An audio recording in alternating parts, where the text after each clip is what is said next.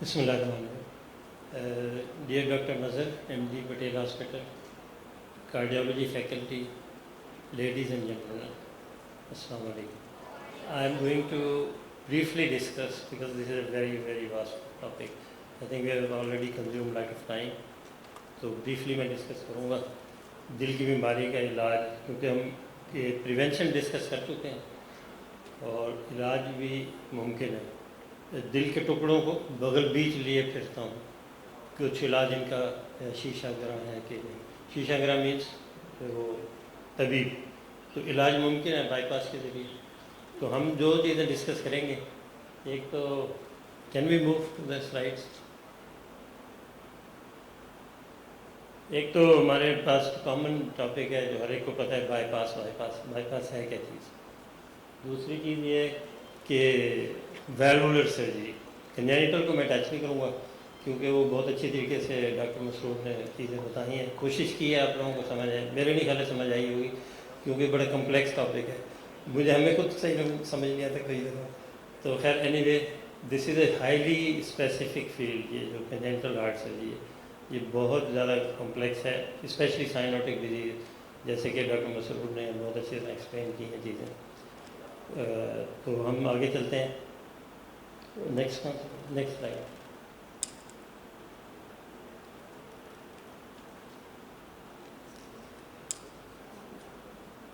यदि आपको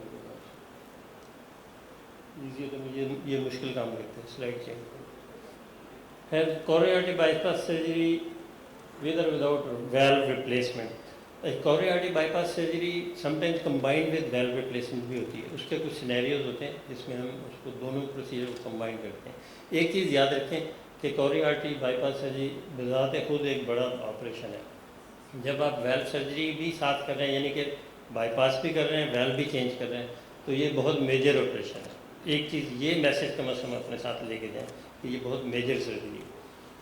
valve replacement और वैल्व रिपेयर, देखें कुदरत ने जो वैल्व बनाया है वो सबसे बेस्ट है, उसका कोई नेमुल बदल नहीं है। ये जितने भी टिश्यू वैल्व, प्रोस्थेटिक वैल्व जो भी आगे हम डिस्कस करेंगे, मैं क्विकली ये करूँगा, टाइम ज़्यादा हम ले चुके हैं पहले, तो वो जो है उसका नेमुल बदल नहीं है।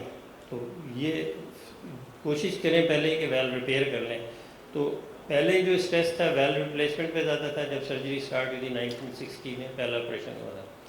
उसके बाद से वैल्व की जब पता लगा कि जो भी हम वैल्व लगाते हैं प्रोस्थेटिक वैल्व, उसके साथ अपने मसले शुरू हो जाते हैं।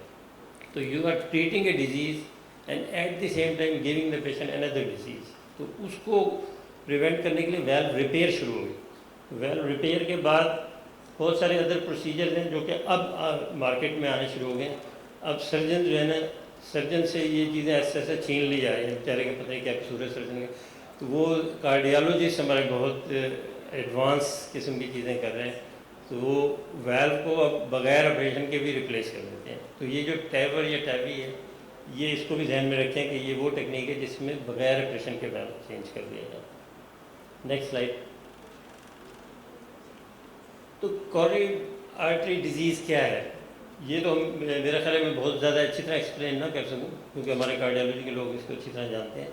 कोरोनरी आर्टरी डिजीज़ नैरोइंग हो जाती है कोरोनरी आर्टरीज में। कोरोनरी आर्टरीज क्या चीज़ें हैं? These are the arteries which supply the heart. Heart ही मेजर ऑर्गन है बॉडी का। तो दिल अगर सही काम नहीं करेगा तो बाकी सारा जिस्म भी उसके ऊपर डिपेंडेंट है। किडनीज नहीं करेंगे, दिमाग नहीं करेगा, कुछ नहीं करेगा। तो दिल बहुत वाइटल ऑर्गन है। तो ये जो चीज़ है, ये आर्टरी वो है जो कि ब्लॉक जिसमें नहीं है। ये आपको उसका ल्यूमन नज़र आ रहा है, ये बिल्कुल ओपन है। उसके बाद जब डिजीज़ बिल्डअप होती है तो ये जो एथ्रोमा है, ये आर्टरी की वॉल्स की थिकनिंग या इसे हार्डनिंग या जो भी कह रहे हैं, ये डेवलप होती है और ऐसे ऐसे ये ल्यूमन को एनक्रोच करती है। This is the lumen. तो ल्यूमन एनक्रोच होता है तो नैरोइंग डेवलप होनी शुरू होती है। नेक्स्ट। अब ये जो मैं क्विकली बताता हूँ, कोई 3 आर्टरीज हैं। एक तो ये लेफ़्ट साइड पे जो चली जाती है सर्कमफ्लेक्स है, ये एलएडी है जो सामने है। ये दोनों आर्टरी जो है ना, ये लेफ़्ट मेन आर्टरी से ये निकलती हैं। तो लेफ़्ट मेन आर्टरी में अगर बीमारी हो वो बहुत इंपॉर्टेंट है क्योंकि हार्ट की तकरीबन 80 to 85% supply left main artery से आती है और right coronary artery rest of the supply यहाँ से आती है।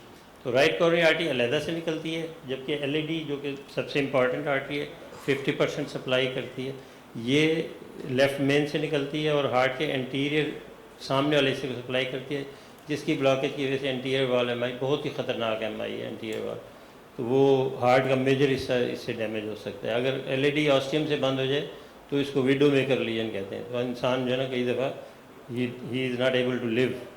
नेक्स्ट,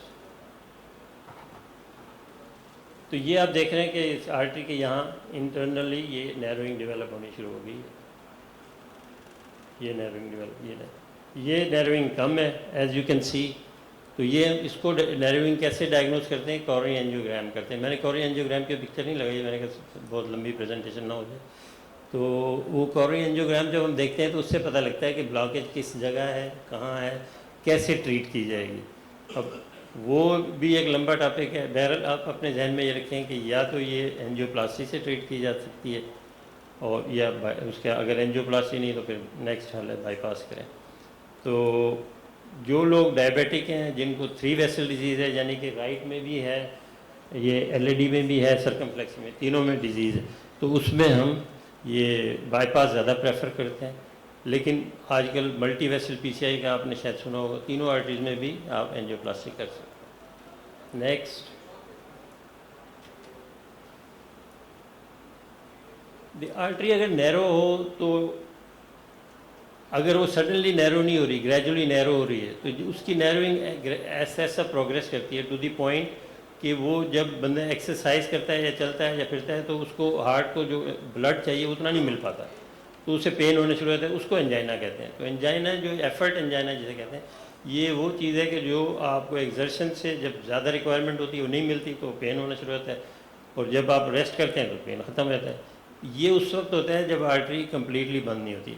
कई दफ़ा क्या होता है कि आर्टरी सडनली अक्लूड हो जाती है, उसमें प्लाक जो होता है वो रप्चर होता है, उसके ऊपर क्लॉट जम जाता है, तो आर्टरी सडनली अक्लूड होती है। इसको हम कहते हैं मायोकार्डियल इन्फार्क्शन या एक्यूट हार्ट अटैक है।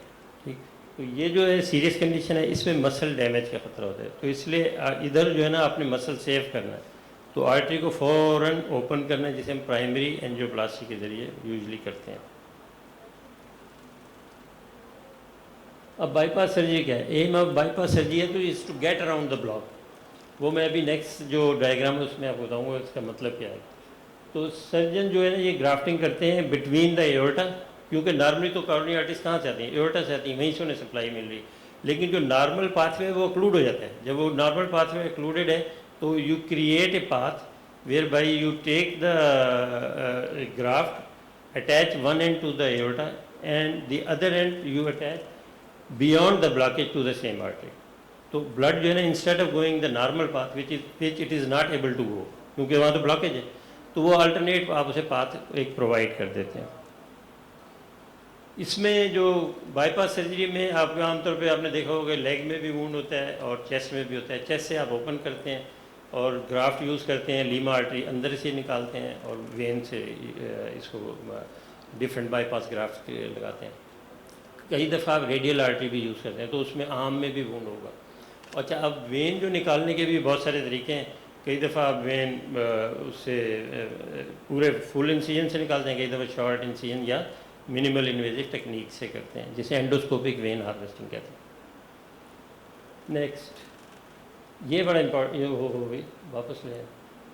तो ये देख रहे हैं, ये लीमा आर्टरी है। लीमा आर्टरी अराइज कर रही है सबक्लेवियन आर्टरी से। तो सबक्लेवियन आर्टरी की पहली ब्रांच होती है लीमा, यहाँ तो मैं दूसरी तीसरी आ रही है, ये इधर से निकलनी चाहिए। तो it goes all the way down और it usually it is anastomosed to the LAD. अगर किसी को यहाँ ब्लॉकेज है तो लीमा आर्टरी को यहाँ, अच्छा इस आर्टरी का फ़ायदा ये है कि आपको इसका प्रॉक्सिमल एंड नहीं लगाना पड़ता यहाँ एओर्टा पे। दूसरी चीज़ ये है कि ये जो लीमा आर्टरी है ये आर्टीरियल ग्राफ्ट की लॉन्जेविटी ज़्यादा है, ज़्यादा देर तक पेटेंट रहता है, क्योंकि वेन जो है, वेन जैसे आप लगाते हैं, vein is not design to withstand the systemic pressure. Aorta का प्रेशर पे तो वेन डिज़ाइन नहीं है, लेकिन क्योंकि आपके पास इतनी आर्टरीज, जिससे में फालतू आर्टरीज नहीं, क्योंकि आर्टरीज बड़ी कीमती चीज़ होती है, स्पेशली हैंड आर्टरीज वो होती हैं कि अगर आप निकालेंगे तो जिस आर्गन को सप्लाई करें उसकी सप्लाई भी तो कट ऑफ हो जाएगी। तो जहाँ फालतू आर्टरीज हों, जैसे लीमा 2 होती हैं, तो नेचर ने बाई नेचर आपको 2 लीमा नहीं है, तो आप एक में से लीमा कह रहा हूँ, इंटरनल मेमोरी आर्टरी आई में 2 है, तो लेफ़्ट वाली निकाल लें तो राइट वाली से स्टर्नम की सप्लाई चलती रहेगी। वैसे लोग दोनों भी निकालते हैं। दूसरे ये वेन है, वेन ग्राफ्ट आप देख रहे हैं यहाँ से अटैच हुआ है एओर्टा से। तो this is the grafting which is I was talking about, कि इसमें आप इसको इनफ्लो दे रहे हैं, यानी कि जो एओर्टा से, और ये जाके डिस्टली अटैच हो रहा है ये ब्रांच पे, यहाँ ये ओएम ब्रांच है, और ये राइट की आर्टरी है, और राइट आर्टरी में लेफ्ट से यहाँ ब्लॉकेज है, यहाँ ब्लॉकेज है, तो आप इसको यहाँ जाके ये आगे जाके ग्राफ्ट किया हुआ है क्योंकि वो ब्लॉकेज पीडीएम है। नेक्स्ट, ये मेरे ख्याल आगे चलते हैं। नेक्स्ट, अब वेल्व सर्जरी पे 2-4 स्लाइड हैं, वो ज़्यादा टाइम नहीं लगेगा। हार्ट के 4 वाल्व होते हैं, हर को पता है। वाल्व का मकसद क्या है? वाल्व जो है ना यूनी डायरेक्शनल फ्लो करता है, यानी कि अगर आप वेंट्रिकल पंप करेगा तो blood should go into the aorta, not into the left atrium. तो लेफ्ट एट्रियम में अगर जाएगा तो वो फ़ायदेमंद नहीं है ना, वहाँ से तो आ रहा था, उसको आप वहीं भेज देंगे तो क्या फ़ायदा हुआ। तो आपने उसको उधर भेजना है जहाँ उसकी ज़रूरत है। तो this is done by the valve. तो वेल्व सर्जरी में अगेन रिपेयर भी हो सकती है, रिप्लेसमेंट भी हो सकती है। रिप्लेसमेंट कौन कौन से वेल्व हो गए वो भी मैं आपको बता देता हूँ। 1 वूंड ऑन द चेस्ट होता है, और ये वूंड छोटे से छोटा होता जा रहा है। अब पहले पूरा इंसीजन होता था, अब इतने इंसीजन से भी वेल्व चेंज हो जाते हैं। तो ये इस वजह से हुआ कि हमारे कार्डियोलॉजिस्ट कोलीग जो है ना बहुत तेज़ी से तरक्की कर रहे हैं। अब सर्जन बेचारा क्या करे, वो कहेगा मैंने भी तो इन बिज़नेस रहना है, तो मुझे भी अपने कोई काम में जिद्दत पैदा करनी चाहिए। तो उसने जिद्दत ये पैदा की, उसने छोटे इंसीजन से करना शुरू कर दिया। लाइफ भी मुश्किल हो जाती है उसे, इतना आसान नहीं है। बहरहाल उसके लिए ट्रेनिंग भी चाहिए स्पेसिफिक। फिर इसमें है कि एंटाई कोआगुलेशन, वेल्व में anti coagulation is very important. वो उसके क्यों है वो अभी बताते हैं। टिश्यू वाल्व में शुरू के 3 महीने आप एंटी कोआगुलेंट्स देते हैं, उसके बाद उसकी ज़रूरत नहीं होती अगर पेशेंट नॉर्मल साइनस रिदम में है। लेकिन mechanical valve life long anti coagulant, बहुत बड़ा अजाब है। नेक्स्ट, जिसको वाल्व लगा उससे पूछें। नेक्स्ट, ये 4 वाल्व हैं। सबसे ऊपर ये टॉप पे पल्मोनरी है, ये एओर्टिक वाल्व वेज होता है बिटवीन द टू। ये माइट्रल है, ये ट्राइकस्पिड है। माइट्रल को आप कैसे पहचानते हैं? ये एओर्टो माइट्रल कर्टन से, ये जहाँ आपको नज़र आए ना, तो ये अच्छा, ये दोनों लेफ़्ट साइड वाल्व है, एओर्टा और ये माइट्रल वाल्व, ये लेफ़्ट वेंट्रिकल के साथ अटैच है। इन दोनों के वाल्व के दरमियान बहुत कम फासला होता है, लेकिन ये जो ट्राइकस्पिड और पल्मोनरी वाल्व के दरमियान बहुत बड़ा फासला है, इसको कोनस कहते हैं। तो ये इसकी पहचान है। नेक्स्ट, 2-3 स्लाइड लेंगे, ज़्यादा परेशान। मैकेनिकल वाल्व, वो वाल्व जो कि मेटेलिक होते हैं, उनके आउटसाइड पे रिंग होता है, वहाँ एक बैकग्राउंड को क्लोथिंग होती है, लेकिन इसकी जो इंटरनल जो डिस्क होती है वो एलॉय की बनी होती है। एलॉय मीन्स 2-3 मेटल्स का कम्बिनेशन। इसमें जो है ना, ये वाल्व के ऊपर अगर आप वारफरिन नहीं देंगे एंटी कोगुलेंट के तौर पे, और कोई एंटी कोगुलेंट काम नहीं करती, सिर्फ वारफरिन, और उसका INR आप 3 के करीब मेंटेन करें तो फिर ये वाल्व रहेंगे। अदरवाइज ये वाल्व के ऊपर क्लॉट जम जाता है और वाल्व बंद है। डिसएडवांटेज सबसे बड़ी यही है। तो जो पेशेंट ये फिर लाइफ लॉन्ग वारफरिन पे दें। नेक्स्ट,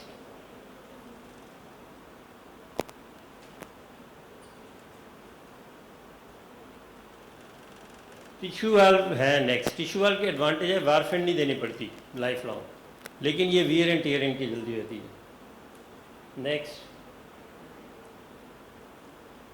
वेरी क्विकली, ये वो वाल्व हैं जो कि ये मेटालिक वाल्व हैं, ये इनकी डिस्क है, और ये जो है ना ये टिश्यू वाल्व है, ये इसी के नज़र आते हैं टिश्यू। नेक्स्ट, टावी के मुताबिक मैंने बता दिया, मैं इसमें ज़्यादा नहीं है, क्योंकि वैसे ही टावी हमारे लिए तो हमारी तो रोज़ी टावी की वजह से वो कम होती जा रही है ना। पहले हम एओर्टिक वाल्व ज़्यादा करते थे, अब एओर्टिक वाल्व अक्सर आते ही नहीं हमारे को। भाई कहाँ गए? कहते हैं वो ले गए कार्डियोलॉजिस्ट। नेक्स्ट, ये मेरे ख्याल गलती से आ गई तो हाँ, वो आप फ़ौरन ही आप ही आ गए। बस हुई। Thank you very much. Any question? Quickly please.